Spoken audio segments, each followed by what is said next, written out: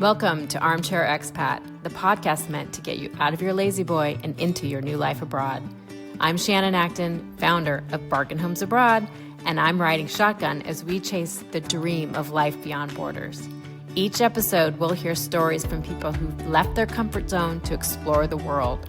They'll share their highs, their lows, and their in-betweens, all meant to lovingly light a fire under your bum, so you can stop dreaming about it and start living it. So if you're stuck in your comfy recliner, scrolling through dreamy destinations, wondering what if, it's time to swap that raggedy old armchair for a one-way ticket. Let's freaking go, people.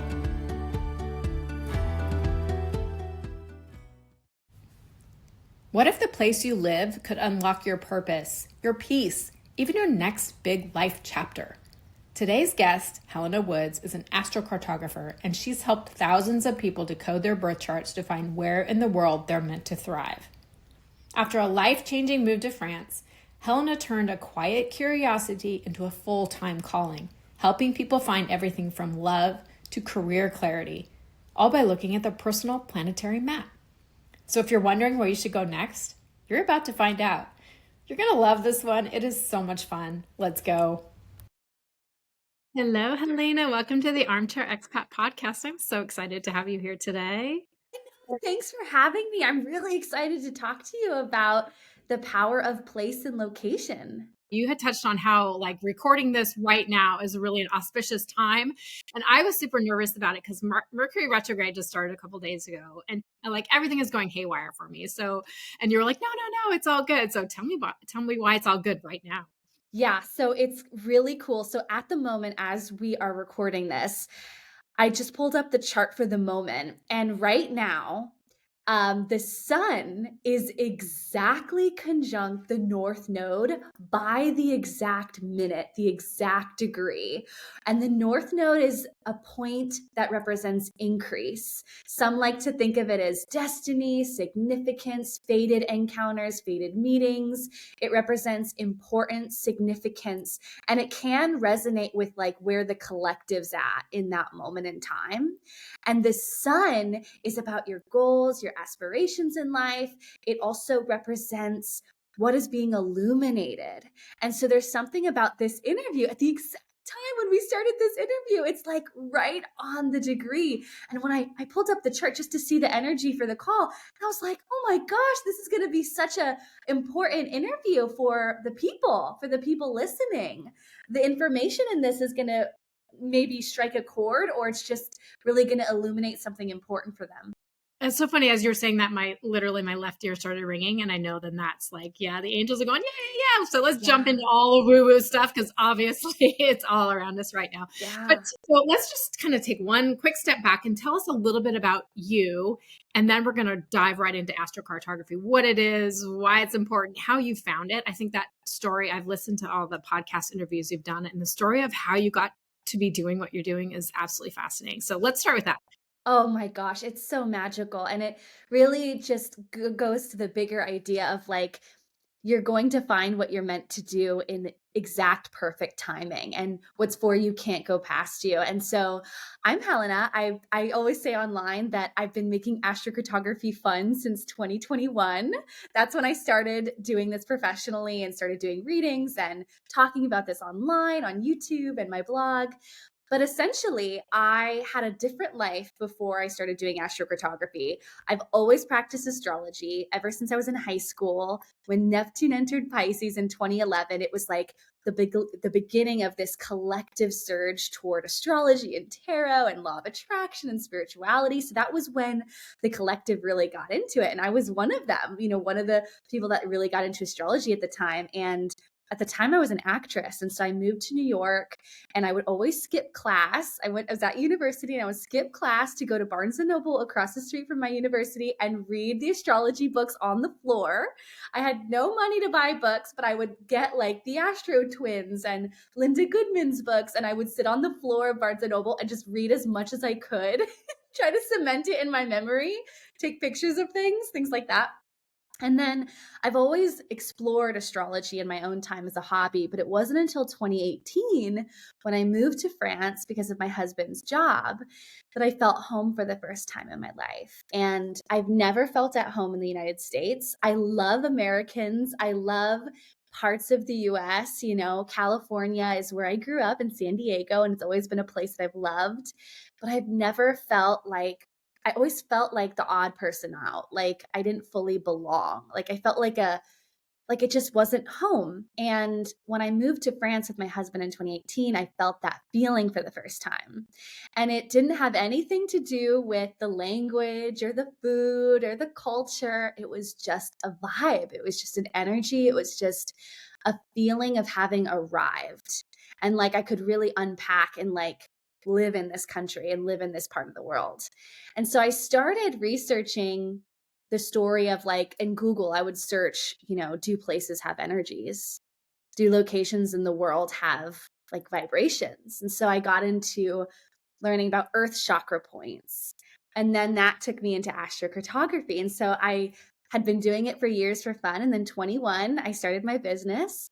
And now I do this work full time. I travel the world full time doing this work. I work with clients. I've worked with over 2,500 clients in the last few years. I teach students this. I have a directory of readers now. I have a certification. So now it's like, this is my life's work. And I'm helping people find that same feeling, whether it's their best place to live, to settle, to buy property, to invest in real estate, whether it's to find love. I say one of my favorite things about astrocartography is helping people find where their partners are, where are their love stories, where are their relationships in the world, where are the places where they're going to be seen and get that sense of recognition and their reputation grows with the work they want to do. Like these places in the world, they have stories, and it's all based on our unique natal charts. The exact minute that we were born, it's all indicated in the birth chart. And so I help people find those places using astrology. It's so fun. It's so fun. So if someone was coming to you and saying, oh, okay, I'm a skeptic. Yeah, right. Like, how can this help me? What would you tell them? Well, I never try to defend or like, I don't know, try to teach or like make them think that this is the only way. So most of the people that do come to me aren't skeptics, but if someone was a skeptic, I would just say, well, let's just look at your map. Let's just talk about these places. And so what I would do is I would show them the best places in the world that they could really enjoy and be happy. And I would also talk about the most challenging places in the world for them. And I would ask them, have these places ever proven challenging for you? And I would give specific examples of like, oh, it looks like there's an issue with a boss or a colleague at this latitude. Have you ever had a job or had issues with, your boss or colleagues at this latitude? Or I would give examples of like, it looks like there's partnership, romance, and love themes at this specific city. Have you had any love affairs or things happening over here? And so I can give specific examples that usually even the skeptics, when they book readings with me, the few times that they have, they're always like, this is very interesting. I'll have to look at this some more. Like they're usually curious. Yeah. And I always say, you don't have to explain or defend your love for something. You just have to embody it. Like just live it. And people will wonder, what's the secret? Like, how did you time this perfectly well? How did you get that amazing business class upgrade for free for that flight? Well, I time things, I go to the right places, all that. People get curious when you're just living it. Yeah, definitely. And I think your story proves that. And I love if you could touch a little bit on your intuition and how that also led you into it, because I think it's a beautiful story of you really were told to pursue this, and then you did, and it just exploded. And I think that's such a great inspiration for other people that might be struggling a little bit with their purpose, what they're supposed to be doing with their lives, where they're supposed to be. So could you touch a little bit on the kind of that backstory? Yeah. So the inner voice, the intuition always lives within us. It's just a matter of quieting the noise, connecting with our breath, and slowing down enough to actually listen to that inner voice. And so for me, with my own story, so when I was a little girl, I started journaling, dear God, dear universe, dear letters to myself, and I would say, what do I need to know? Hey, I'm afraid. What should I do right now? I would ask questions and I would receive answers back. And it would sometimes would be a word or a phrase. Sometimes it would be like a flow that just kind of came through me as I was writing. But I noticed that I always felt really peaceful after connecting with that inner voice in my journal. And so as I got older, when I became a teenager and into my adult years, I would start asking questions to my gut, or I would ask my friends questions. I would say, what does your gut say? If you stopped looking at your external circumstances and just trusted yourself right now, take a deep breath and ask your gut, what does your gut say? And I often noticed that people would get very clear answers when they listened to that. And so with my story, every time I've asked my intuition, what do you want me to do right now? The inner voice will tell me either in meditation or in a dream sometimes when I'm sleeping, I'll be given it, or in my journal, or sometimes when I'm just like walking, taking a walk, going for a drive. I'll get a knowing feeling. And so the first time that this happened in a huge way was at the beginning of the pandemic. I sat down cross-legged on my floor.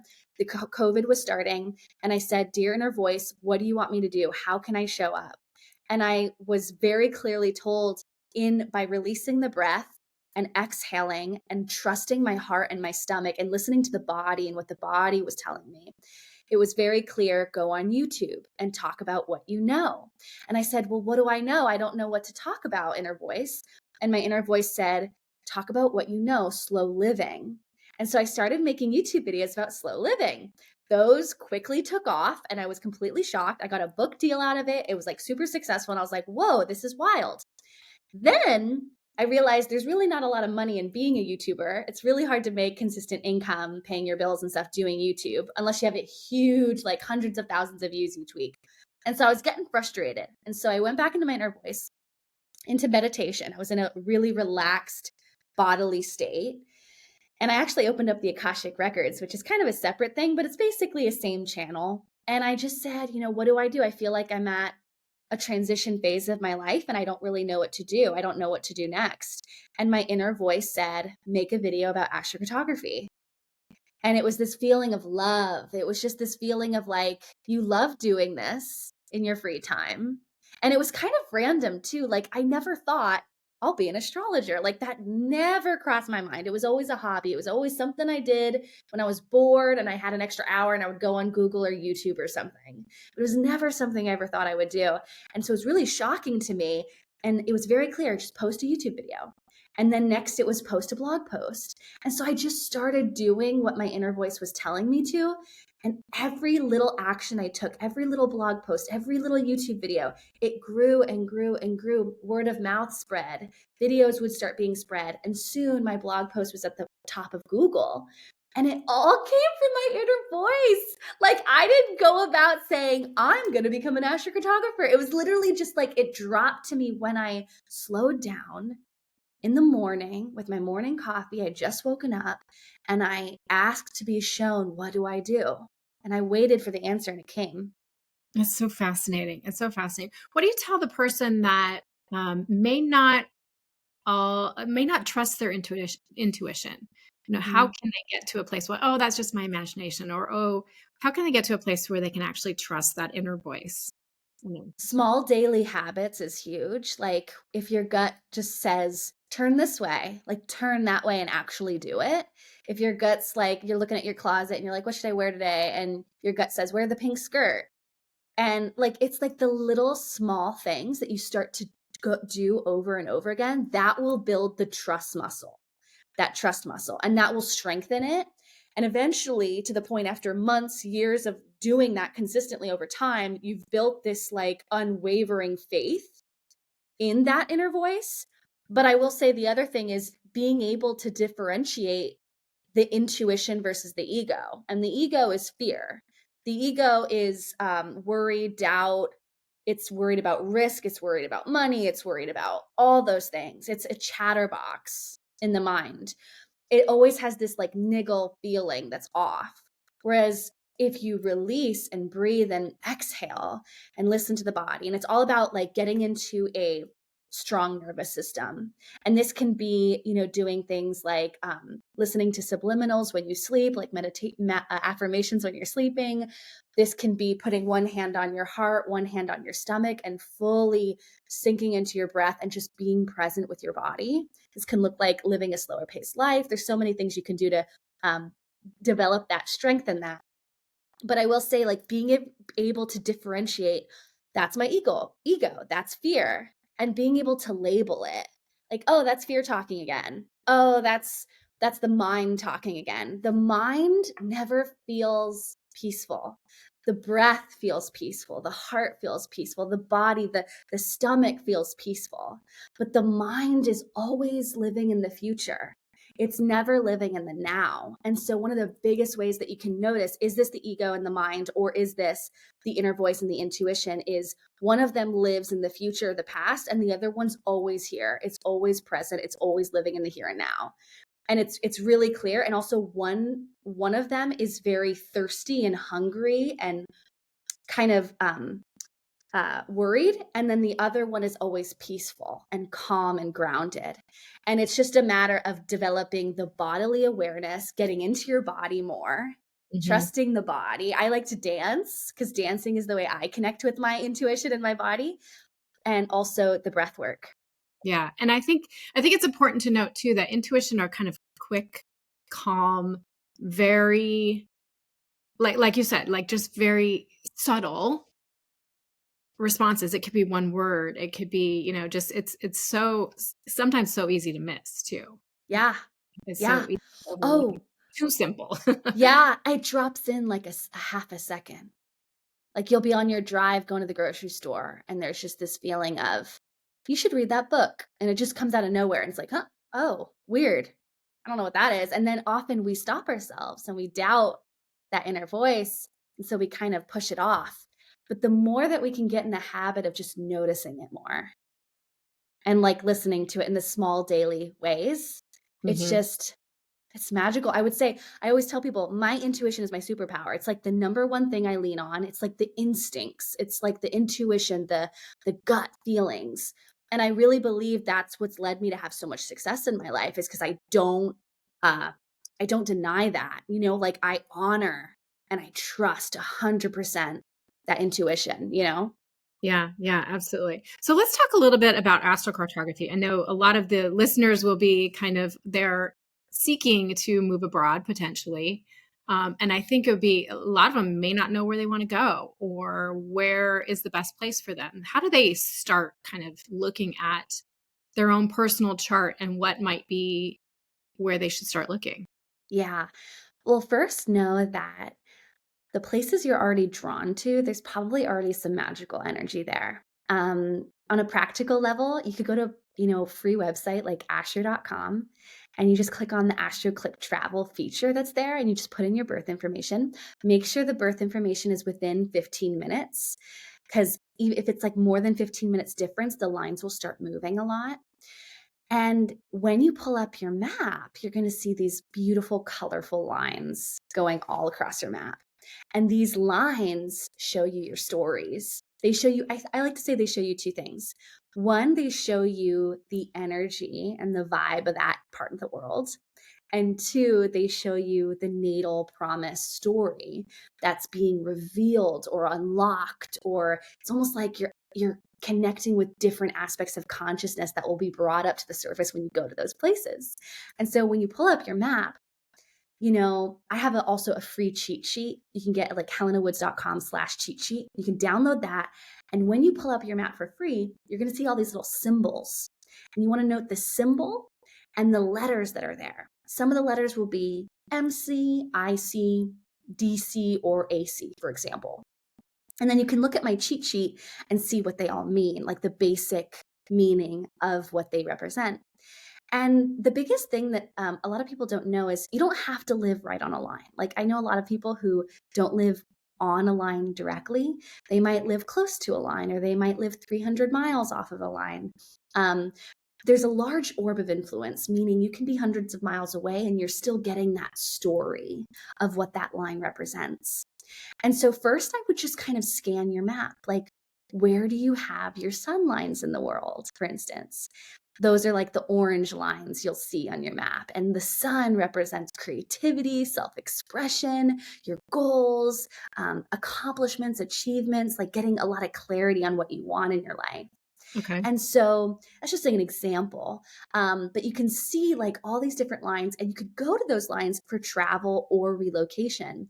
There's a lot of deeper things that I look at in a relocation chart, which is essentially just the movement of your birth chart to a new location in the world. And I will like study a chart and a map to see where are the best places for example, if someone wanted to relocate or move to a new part of the world, I can see, would this place be advantageous? What parts of the chart are getting emphasized? Meaning, when you look at your chart, you have these 12 sections of your birth chart. Think of it kind of like a pie. Like there's 12 sectors of this like pie on your chart. And there's all these different areas of life. So like, for example, you have a friendship house. Who are your friends? Who are your community? What's your social life like, right? You have a marriage house, you have a spouse, house. Like who is your partner? What's the relationship dynamic like with one-on-one partnership themes? You also have a section of that chart that represents your home. And like, do you feel safe in your home? Do you like your community, the local area that's around your home? Same with money. There's a money house. There's a spirituality house. Like there's all these different sectors of your life. And when you move locations, we're getting more increased attention and emphasis on the different areas of life, depending on what you want to focus in on. So like for me, for instance, when I moved to France, suddenly the house of astrology and travel got lit up. It was like the emphasis went to that area of life, which is what my story's been here since I moved here. Yeah. So, and you didn't choose France necessarily because of astrocartography. You chose it because you were relocating with your husband. But Yeah. tell me about like the energy of France for your chart. Like what came up and what have you realized? Yeah. So I live on my Venus IC line, which is a line associated with beauty, appreciation, the simple joys of life, being able to slow down and really connect with like the simple pleasures. And that's on the home point here. So for me, it's like feeling that sense of love and appreciation for my local area and my home life, like my domestic space. So literally ever since I moved here, it's been like, I finally like want to make my home my own. I want to decorate it. I want to like live here for a long time. There's just that feeling of settling. I also learned how to slow my life down, and I got into slow living, which is literally what was years of my life. I would, talk about that. I wrote a book about it. It was all that Venus IC line, Venus representing, pleasure, beauty, slow living, all of that. And then the other thing I have here is a Saturn ascendant line. An ascendant represents you. So it represents the identity of who you are. And I have Saturn here. So it's all about stepping into your authority and the story about like taking ownership of your life and stepping into a bigger responsibility for your life. And that looked like, starting my business and getting really serious about my most important, meaningful life's work. It's about time and thinking about like, what's the best use of your time and how can you be essential with what you have so that you're prioritizing what's really important to you. So like all of these stories, I activated it and it all came up within me when I moved here. Whereas when I lived in New York, I lived on a partnership line. That's where I met my husband. That's where I had all my relationships. That's where I met all my friends, like all my greatest contacts, all my greatest friends in life. They all come from the same area on the East Coast of the United States. And that's also where I have my Mercury. It's my Mercury partnership line, my Mercury relationship line. And so Mercury is busyness, social life. It's chatting, talking, ideas. It's every time I go to a Mercury line, it's like time speeds up. It's the opposite of slow living, as I like it is here for me in France. Like life is so slow and enjoyable when I'm here. When I go to New York or London or just anywhere on the East Coast, or closer to the other side of France and Spain, it's like just this energy of like learning, study, busyness, writing, errands, one thing after the other, contacts. I got to meet with this person for coffee and then I'm going to go run over here and get lunch with someone else. It's just constant busyness. And that's kind of the energy of New York, right? Like that frenetic pace of go, go, go. Yeah. But Interesting. even in Virginia, when I lived in Virginia for a year and a half, it was the same. Every time I go back, I go to Florida. When I go visit Florida, it's the same. It's fascinating, the energy of those planetary lines on the map. And that'll be different for anyone because Everyone. okay. So Yeah. what should someone look for as far as kind of more, I know there's no negative and positive, but Yeah. a little more easeful filled life. Which lines should they look towards? Yeah, the two best planetary lines are Jupiter lines and Venus lines. So, like when you go to astro.com and use that Astro Click travel feature, you'll find a purple line and it's the Jupiter line. And Jupiter represents growth, expansion, abundance, hope, faith. It's just like, I always describe it as like the world is your oyster, delusional self confidence, just like everything's going to work out kind of faith. And it's so optimistic and just infectious with its joy. And I also find just like lucky opportunities can kind of drop in your lap on Jupiter lines. I've seen this with so many clients, their partners, students. It's like things just flow, opportunities flow for people. With Venus lines, Venus is the other really nice planet. That's going to be a dark green line on your map. And Venus represents, pleasure, enjoyment, romance, love, partnership, the feeling of slowing down and truly enjoying life. Those are the two best planets, and those are the ones to look out for when you're kind of scanning your map. What are some more challenging placements Yeah. on somebody's chart? Yeah, I would say, in traditional astrology, Mars and Saturn are the most difficult planets. Saturn representing delays, responsibilities, duties, obligations. And then Mars is hustle, it's confrontational, it's driven, but it's also angry and a little bit abrasive at times. However, I always like to say you got to look at your birth chart because, like, for me, for instance, I live on my Saturn ascendant line. And people, when they hear that, they're like, oh my gosh, it must be so tiring. Maybe you have bone problems, teeth problems, back problems, all these things, because Saturn represents old age and it's really hard on the body. But it's like, for me, it's been more the metaphorical of like stepping into my authority in life and like owning who I am, and my Saturn's also beautifully protected in my birth chart. So that's why I always say you want to look at your planet in your birth chart, because some of you might have beautiful Marses or beautiful Saturns, and like you don't got to worry about it. I would say the ones that I'm usually like, people are not going to want to live here long term is Uranus lines, because Uranus represents chaos, unexpected things. The Uranus IC line is quite possibly the worst line to live on because it represents your home life and you're like where you're living to be super chaotic, changeable, unsettled. Like, it's not a good place to live long term. I see people always have difficulty on that line specifically. So I'd say Uranus is like always a go-to, and that's like a blue line on your astrocartography line when you're looking at your map. Okay. I've looked at my map and I can't make heads or tails of it, honestly. But a lot of the stuff falls within like the oceans. What do you do in that particular instance where a lot of your Yeah. lines really don't fall anywhere? Okay, so there's a couple good things with that.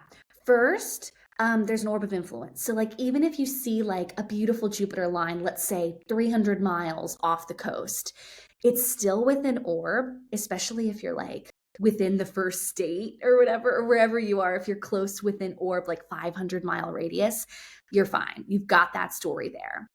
If it's really far away and it's like, 6 degrees, 7 degrees away, and this is why we have measurement tools using professional software. Like, I use a professional software so I can measure the distance of these lines.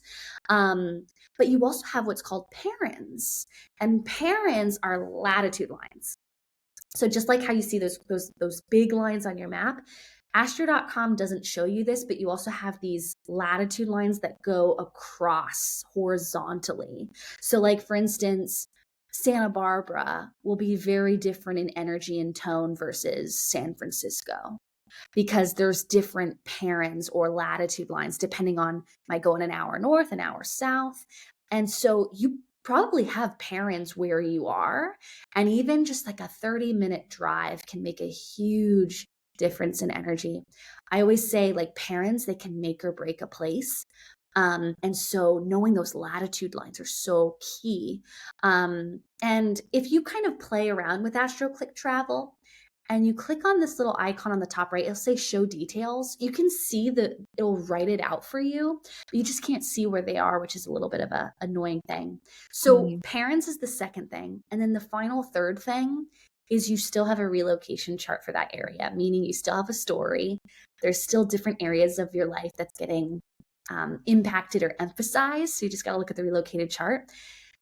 Most of the time, though, I find that people want to move closer to an astrocartography line because there is this feeling of like a story that's being had in these areas.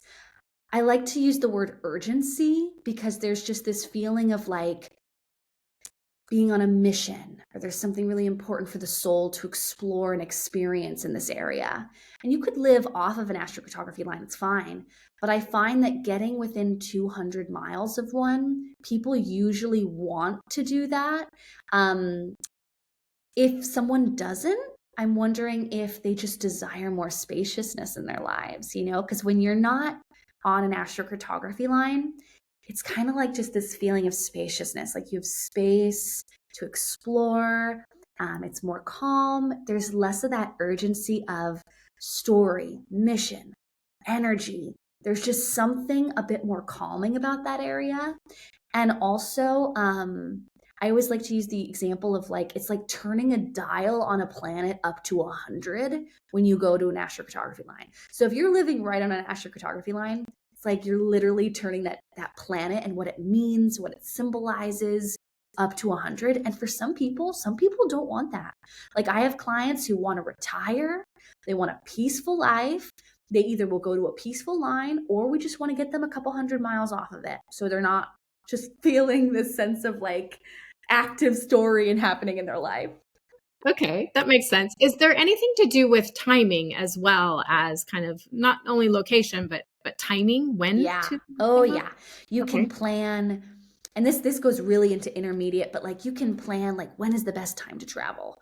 When is the best time to get on a plane? When is the best time to depart where you're leaving? You know, there are times when it's not great to travel overseas, and there are great times when it's best to avoid like local travel, for instance. And so that's all looking at the transits on your chart and seeing like, and so what I do is I like to look at that first. Like I like to look at a person's birth chart and say, okay, when's a good window of time that's really advantageous for someone traveling? And then once I found those months in the year or in the couple of years, I'll then pull up the map. And there's this feature called cyclocartography. And cyclocartography is a separate thing. It's kind of like intermediate advanced astrocartography lingo. And I teach it in my course, Relocation Astrology. But essentially, they're the lines that you have on your map, and they're always permanent. They never change. They're always going to be there. But think of the cyclocartography lines, think of it as like a second layer or like an overlay. So you have that permanent map underneath, but then you have these lines that are moving across the map, across the places in the world. And so as an example, let's say you want to go to your Jupiter line for a trip. And we can see using timing, okay, here's some good months to travel. And then we can go into the map and see like, oh, Jupiter is going to cross right over that Jupiter line during this specific month. We can even take it even further.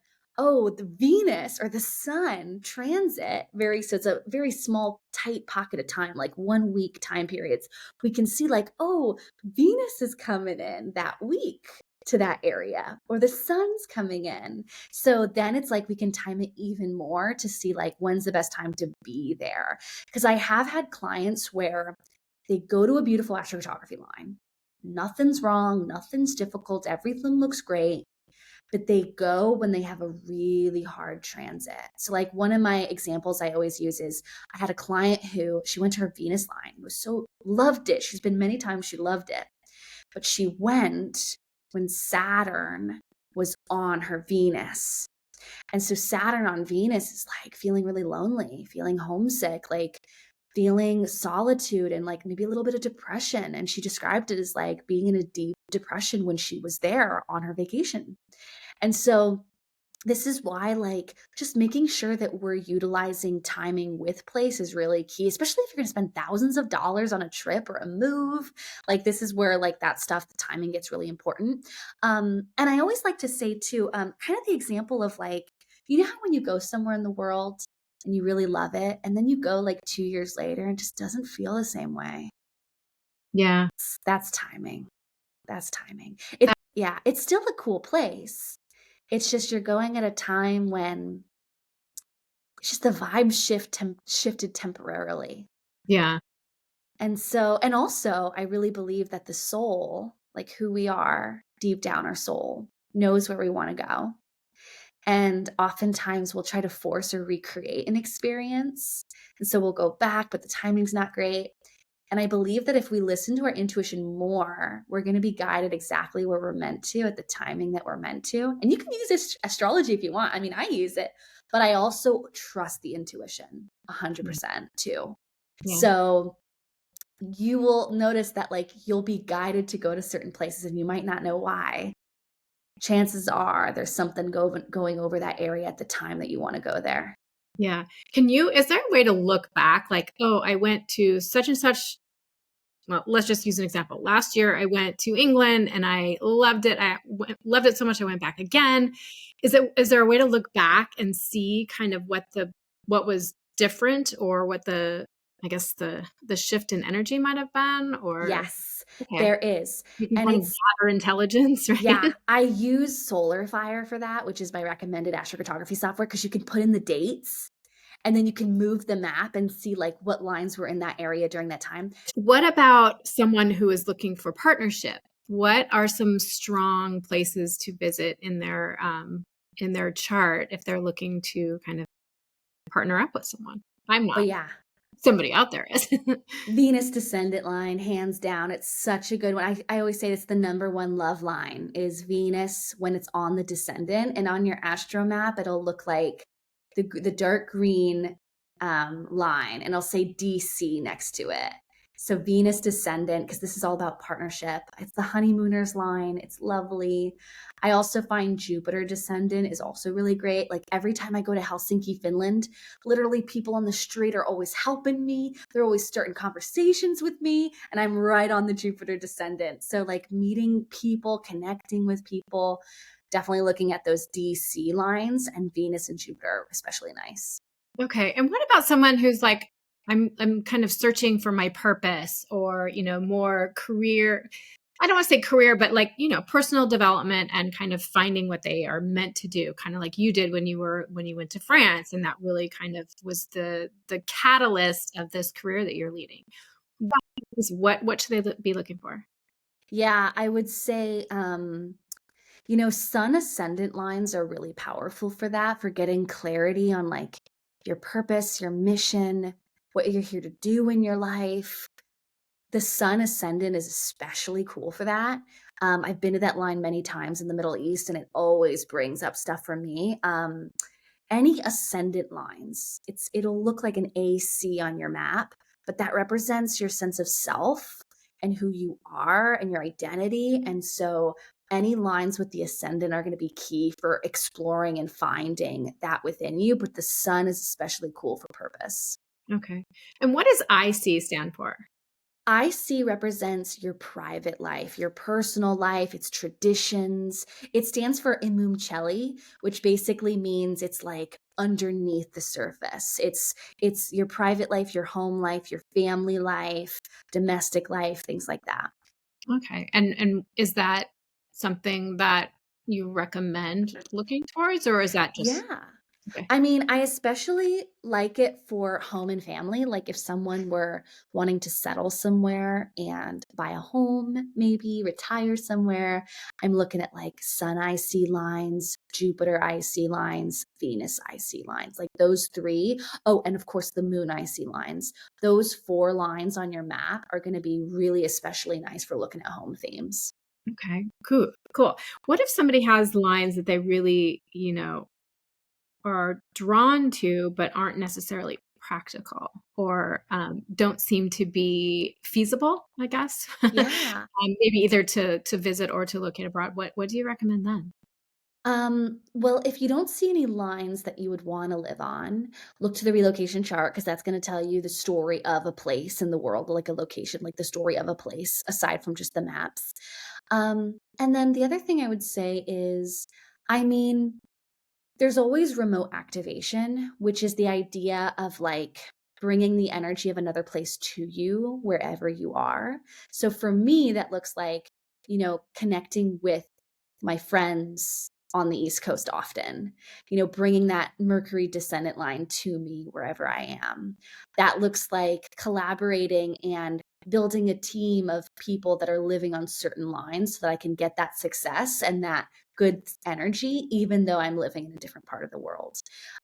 This can look like buying flowers and plants and maybe herbs from a specific part of the world that has like a healing energy for you, or maybe music of a part of the world where you've got some beautiful energy, and listening to that music from that culture or that country can bring you that energy wherever you are.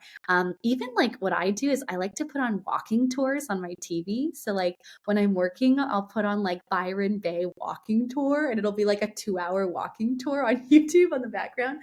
And it's like that's connecting me with my Sun MC line, even though I'm here in France, So anytime I need that sun energy, I'm like, let's put on Australia in the background. And that really helps. So you can really embody a place from a distance, right? And kind of Yes. grab that energy. Ooh. Exactly. Yeah, that's remote activation. It's like using astrology magic. Do you recommend that? So if somebody's looking for not just partnership, but maybe they're looking to hire someone for their business or looking to partner with someone for a business, would you recommend kind of using that? Ooh, 100%. 100%. I mean, I just hired someone today on my team, and I first checked her synastry, which is like me and her, our connection compatibility with like communication, work efficiency, things like that. But then the second thing I do is I look at the map. And specifically, I'll look at their map and see what's the energy where I am for them. And then I always look to see where do I natally have my partnership collaboration lines in the world.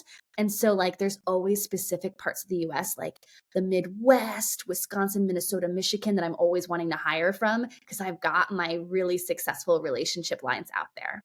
okay. And which lines are those that you should be looking for? So the one that I just mentioned was Sun descendant. So it's the Sun on the descendant. Jupiter on the descendant is amazing for that, and Venus on the descendant. Oh, and Mercury on the descendant. Those 4 lines would be great for like if you wanted to hire someone on your team or you want to collaborate with people, like your podcast.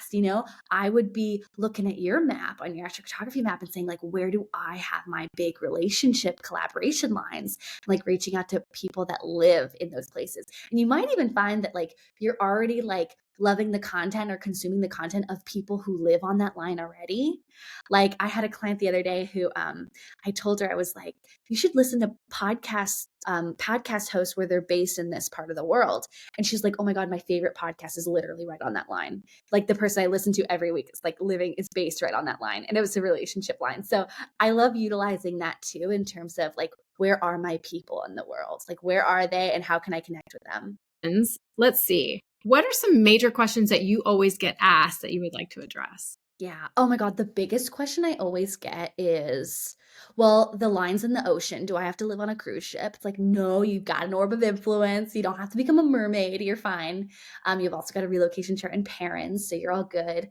The other line is, oh, the thing that drives me up the wall bananas, bonkers, is like people will be like, Pluto lines are terrible. Like they're the worst lines ever. And it's like, yeah, if you're doing basic pop astrology and you think that like all Pluto lines are quote unquote bad, then yeah, that's your mindset, that's your perspective, but not everyone's Pluto line is insane. My good friend, she just moved to Georgia. She loves her Pluto line. I have another friend who just moved to Portugal. She lives on her Pluto line. Loves it. I know one girl, she's been living on her Pluto line for years, and so much success, so much happiness, feels so much peace there. So it's like there's these ideas, these stereotypes in like the pop culture, or I wouldn't say pop culture, pop astrology, TikTok astrology world, where it's like certain planets are good or bad. And it's like, yeah, there are good planets and harder planets, but it really depends on your natal chart, because your Pluto might be fine. Your Pluto, I mean, Pluto's always intensity, but it doesn't mean it's going to be a bad place for you. And then the last thing that I always get asked is, what do you do if you have a family? What do you do if you have a partner? And the simplest answer is you just look at the maps for the partner and the kids too. Like, you just look at everyone. I've heard like rumors that like you got to look at the youngest child. I think that's all bonkers. You got to look at everyone. Like, Yeah. And I think it's probably whatever lesson you're taking on in this lifetime too is also going to be, Exactly. part of Oh, the journey. exactly. And also, I find couples, they're often very much in alignment. Like a lot of the times when I work with families or couples, their lines are like either one person has an amazing line and then the other person doesn't have any lines there. Like, or like maybe not any lines that are close. And it's like, that's fine. You don't have to, you don't have to live on a line if you don't want to. And I also believe that where you're meant to go, where one partner is meant to go, there's a reason for it, and there's a reason for the other partner too. And I believe that everything's timed, everything's divinely on time, on purpose, on plan. And I think micromanaging and controlling like the situation to be perfect, it's never going to work, because there's no perfect place. There's no perfect place. Even if you have the best astrocartography and the best chart and the best pairings, you're still going to have challenges no matter where you go. And I think a lot of people come to me trying to make their lives perfect, and they expect perfection, and it's just not, it doesn't exist. Yeah. I think that's a great point. This isn't fixing anything. No. To live your best life and to become your fully kind of developed self, right? And Yeah. that with lessons, and that comes with hardship, and it comes with, ease and flow as well. Yeah. And I mean, you could put yourself in places that better support you. Like that's 100% a thing. And like you're going to grow and increase certain aspects of your chart, and certain places are definitely going to feel lighter in energy. But that doesn't mean you're not going to experience challenge in some part of the chart, because in some part of the chart, you've got a difficult planet. And at some point in time, you could live in a place for 20 years, and then there's going to be a year or two that's especially difficult. And that's just part of life, Yeah, it's the cycle. Yeah. Yeah. Yeah. I know you do a lot of experimentation yourself with your various lines. Just recently you've gone to, the Middle East, and then you've gone to different places just to kind of do that research. And I'd love to hear a little bit more about kind of your thought process as you're going through this, and then what you've learned as you've done it. Oh, yeah. So, oh my gosh, for me, it's like I can't just read books about this. I can't just learn this by taking classes and stuff. I have to live it. Like I have to breathe it. I have to experience it so I can share and give this information to other people. So for me, what I do is I first ask myself, I write down in my journal, I said to Aaron a voice, where am I being called to? What countries are kind of calling to me? And I'll write a list of like 5 places that I'm being called to in the world. And then I'll narrow it down based maybe like to 3, like realistically, whether, what do I actually want? I'll narrow it down to 3 on the list. And then what I'll do is I'll pull up my timing. And so I'll see like what planets in my birth chart are being activated or enhanced, or there's some sort of story that is happening with that planet. And I want to go experience what that planet is really experiencing right now.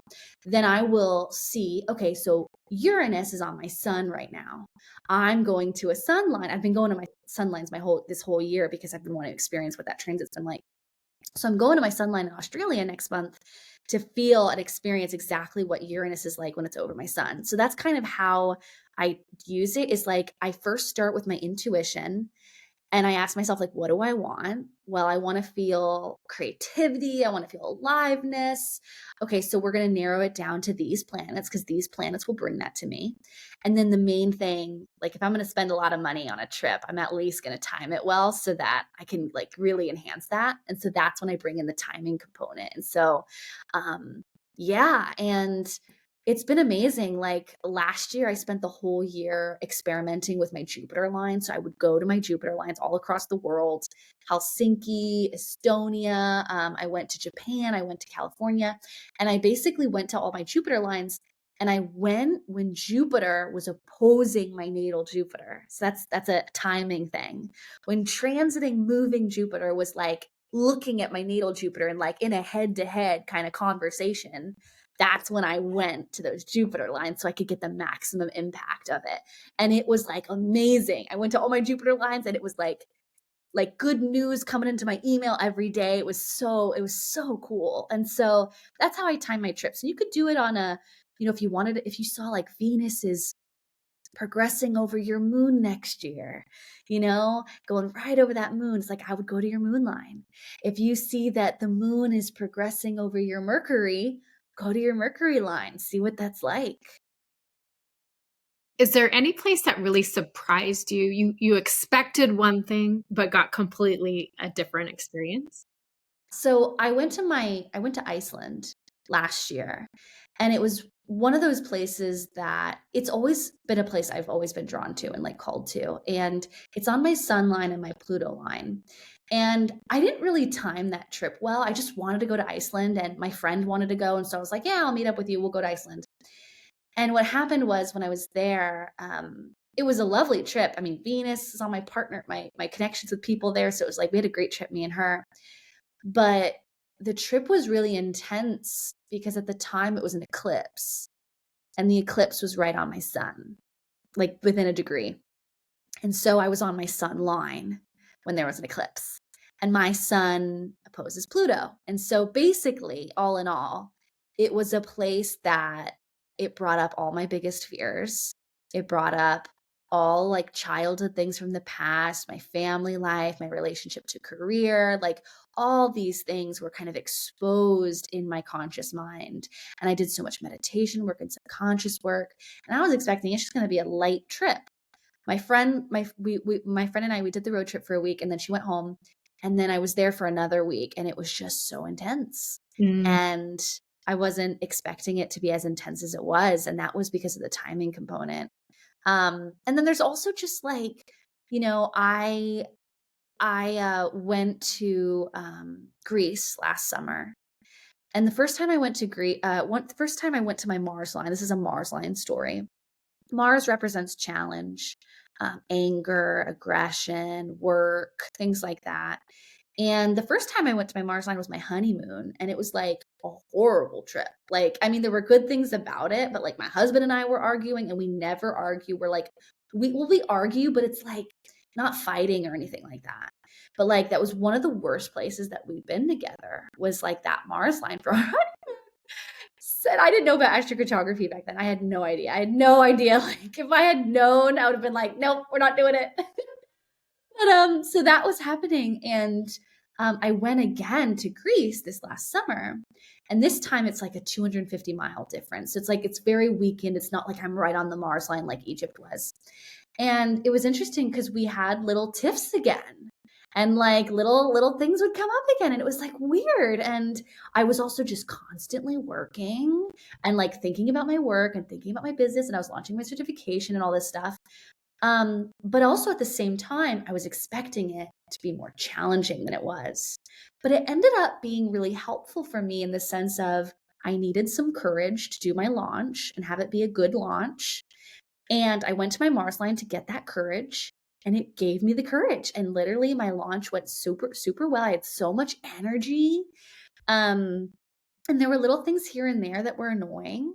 But like overall, it was way better than what it was when I went to Egypt years ago. And that's why, distance matters. If you're 300 miles away from a line, it's like you're weakening that energy a lot.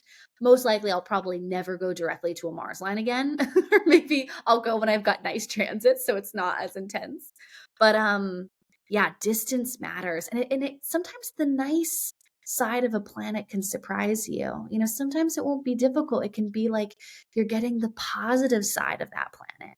And Mars is challenging, but the positive side is it's like courage and stamina and energy and entrepreneurship. There are good things with even the harder lines. Yeah, that's what I love about astrology in general is the polarity of everything. For every shadow, there's also the light, and it's all how you kind of manage that. And Yeah. There's so many good lessons to learn. Exactly. Yes. I mean, even for me, like my hardest moments in life have always been the biggest teachers that have accelerated my growth and accelerated my path in life. So I got Jupiter on the ascendant. I see every potential and possibility and like even every hard transit. I'm like, we can work with it. It'll be fine. It's fine. It's all good. Do you have any kind of advice for people that are really trying to weather the storm right now and make really big life decisions about possibly moving abroad? I'm personally telling people this very simply. If you're an empath, if you're really sensitive to like conflict, energy, things like that, if you already have an interest in moving abroad, look into it. Look into it. I know for me and many of my clients who've made the move, their lives got better. Their improvement of life increased. Their quality of life got better, right? Like their peace of mind was enhanced because they moved. Now, I don't think everyone's meant to leave. I think our souls are going to be called to where we're meant to go. However, I do want to encourage and give that like support to people who do want to move, that you're not crazy for wanting to move. In fact, I would say more people than ever are moving now. Like my clients are finally fed up and going. And it's not even a political thing. It's a quality of life thing.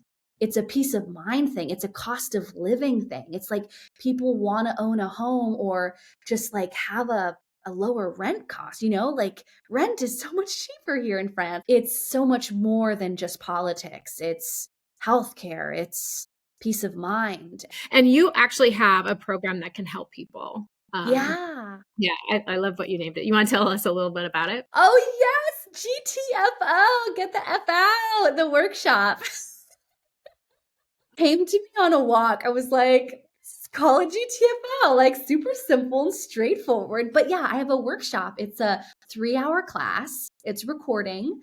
And you can learn about, where should you move? Where should you go? And I even talk about the easiest visas, the easiest countries to move abroad. I have a little workbook in there, a little guide that writes it all down for you too. So you can see like a list of all the countries.